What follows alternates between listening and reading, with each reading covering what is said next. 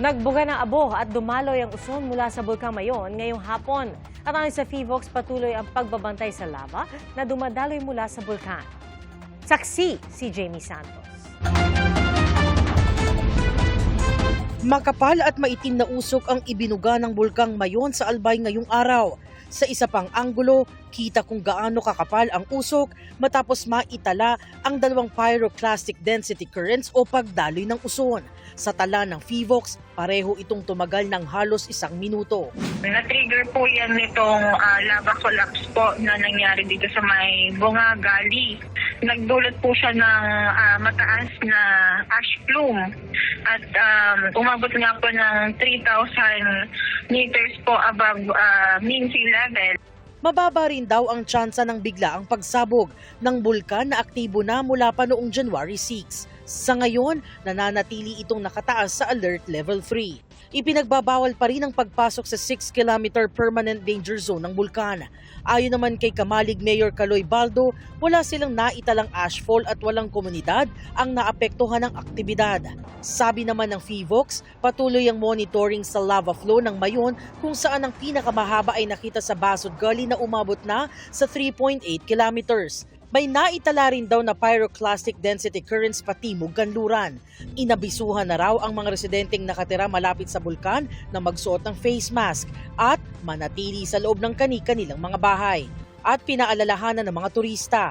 Yung mga communities po natin, mga tourist residences and accommodations po natin ay nasa labas naman po ng mga hazard zones po ng Mayon Volcano. Kaya ang ating pong mga local government officials at ang ating DRR counterparts po sa Albay Province, sila po ay masusing nagbabantay doon para po hindi na po lumapit ng ating mga kababayan doon sa Mayon Volcano. Nakahanda rin ang Philippine Red Cross sa pagtulong sa mga pamilyang apektado ng heightened alert. Nakabantay na rin sila sa mga evacuation center kung saan nananatili ang mga apektadong residente. Para sa GMA Integrated News, ako si Jamie Santos, ang inyong saksi. Giniit ng grupong The Haas Project na binalugtot umano ni Attorney Nicholas Kaufman, abogado ni dating Pangulong Rodrigo Duterte, ang kanilang mga datos sa kanyang presentasyon sa Confirmation of Charges hearing kahapon. Doon sinabi ni Attorney Kaufman na may mga datos na nagsasabing namanong tumataas ang bilang ng mga napapatay sa anti-drug operations sa ilalim ng Marcos administration. Saksi si Joseph Moro.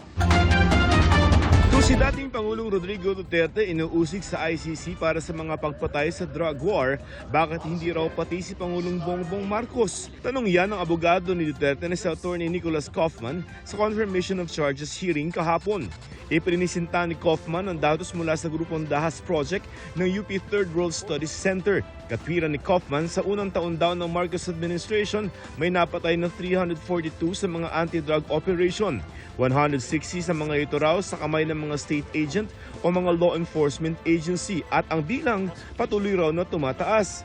I'm pretty sure that if they were to recreate them for the period of 2 years after Duterte left power, they wouldn't have room left on their computer screen.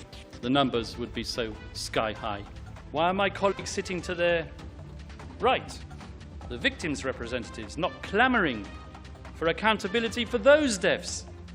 Or is it of no consequence now that Mr. Duterte is sitting in the ICC detention center? Pero giit ng grupong The Haas Project, binaluktot umano ni Kaufman ang interpretasyon ng kanilang datos. Sa datos nila, nasa lampas 300 taon-taon ang naitala nilang pagpatay kaugnay ng droga sa ilalim ng Administrasyong Marcos base sa mga ulat sa media. Mas mababa sa lampas 500 naitalang pagpatay sa huling taon ng Duterte administration noong taong 2021. Ang hindi namin matanggap ay yung sabihin niyang sky high yung numero.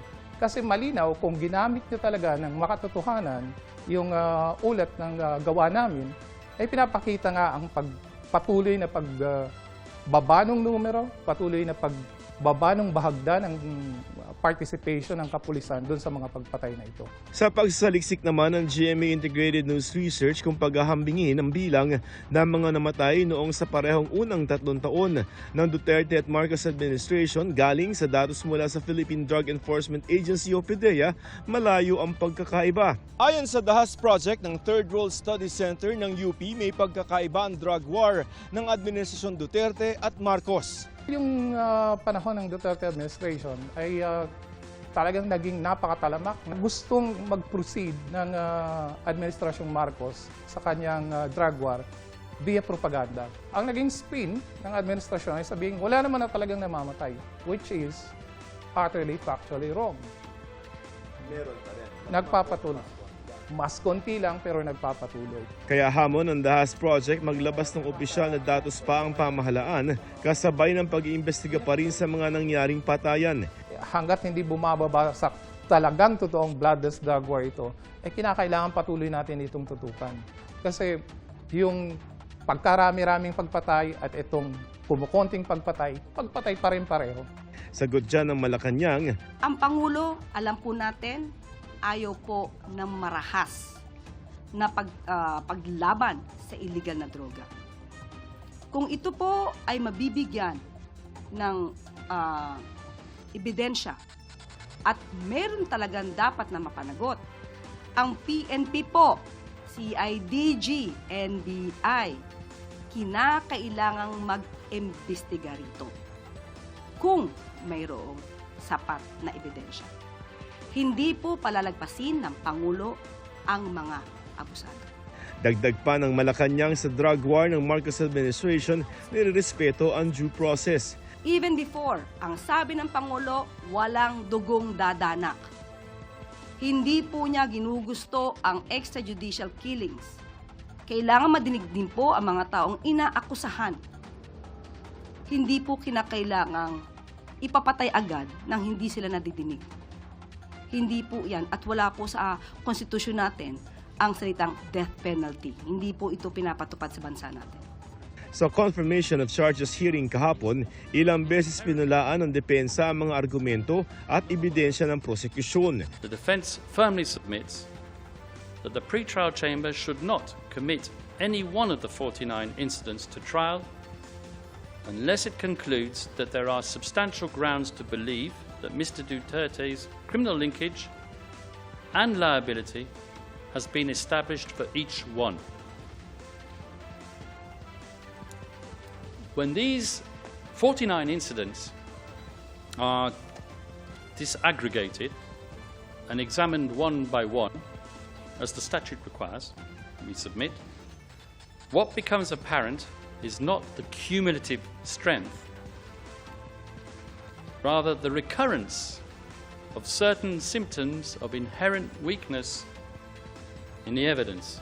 Pero para kay Office of Public Counsel for Victims Head Paulina Masida, may sapat na basehan para makumpirma ang mga asunto laban kay dating Pangulong Duterte at tumulak sa trial proper. I think that the prosecution made a very good presentation in relation to all the elements of the crimes, not only in terms of the theory and how to apply the notion of widespread and systematic attack and crimes against humanity, but also at the level of concrete evidence showing a pattern in the killings, showing how Mr. Duterte was implicated in the patterns, showing the policy.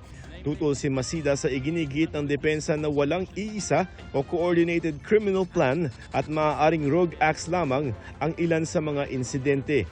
May ebidensya aniya na nagpapakita ng pag-target sa isang tiyak na sibilyan na populasyon. These crimes and these killings were certainly not isolated or spontaneous. We are talking of thousands of killings. Tinututulan din ng depensa ang interpretasyon ng prosecution sa salitang neutralize na anilay nangangahulugan lamang ng pag-aresto o pagpigil at hindi pagpatay. Ngunit ayon kay Masida, iba ang nakita at narinig nila mga salaysay mula sa mga biktima. Neutralize in the victim's view was really used to mean that people had to be killed. Nakasubaybay naman sa confirmation of charges hearing kanina ang mga kaanak ng mga namatay noong kampanya kontra droga. Hustisya sa lahat ng biktima ng pagpaslang! Nagsagawa rin sila ng candle lighting, kabilang si Nanay Nanet na namatayan ng anak noong 2017. Konti na lang na. Konting panahon na lang. Pwede ka nang magpahinga, anak. Pwede na kita itago yung litrato mo. Pwede ko na siya ilagay doon sa altar namin. Pero hanggang nakakalaya pa sila bato at hindi pa nakukonvict si Duterte, alam kong hindi natatahimik ang anak ko. Para sa GMA Integrated News, ako si Joseph Morong, ang inyong saksi. Sinisika pa namin makuha ang panig ni Attorney Nicholas Kaufman tungkol sa sinabi ng grupong Project Dahas na binalugtot umano ang interpretasyon ng kanilang datos. Naperwisyo ng ashfall mula sa Bulkang Canlaon ang mga residente, lalo na ang mga may sakit. Apektado rin ang mga pananim at alagang hayop. At mula sa Bacolod City, saksi live si Eileen Pedreso ng GMA Regional TV. Eileen? Pia, mahigit 100 na barangay ngayon sa Negros Occidental ang apektado ng ashfall matapos pumutok ang Mount Canlaon kagabi. Bago mag-alas 10 kaninang umaga, muling nagbuga ng abo ang Bulkang Canlaon sa Negros Island. Nagtagal ito ng mahigit 1 oras. Nasa 1 kilometro ang taas ng usok na dinala ng hangin patungo sa timog ng bulkan.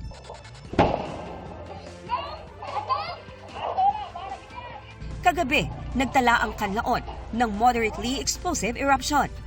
Nagdulot niya ng ashfall sa Lakasilyan ng Negros Occidental at mahigit 10 pang LGU. Damo, ma'am, ang damo na siya daan kagabi, kaso lang halis ang gabi pa na nga, namon, basya, para lang nga hindi siya nagidbala makadto sa balay, kay baho. Apektado ang mga residente, lalo na ang mga may sakit, gaya ng ama ni Bunny. Nangyang matyagan, tindin sa kagwa sa balay, kaya ang abo, grabe yung abo sa gwa. Ibasa kayo naman ng gina. Basta mga dalan. Kaya kung di mo bason, ang yabok sa dalan la. Di maklo mo gid. Apektado rin ang mga pananim at alagang hayop. Malaya na siya. Makusog ning daw niya. Amo gani nga pingagaw gani na pa tibian niyo kay gabatyag-gatyag na niyo. Nagsasagawa na ng flushing operation sa mga apektadong lugar. Ang mga LGUs din sa south, manageable na ang water filtration trap para sa subo naka-deploy. For tatlong mag-wear kita ng face mask. Nasa alert level 2 ngayon ang bulkan.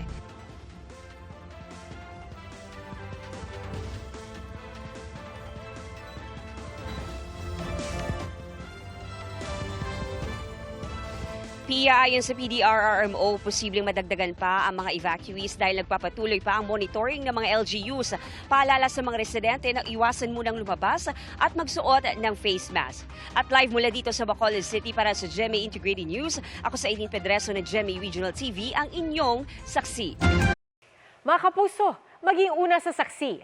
Mag-subscribe sa GMA Integrated News sa YouTube para sa iba't ibang balita.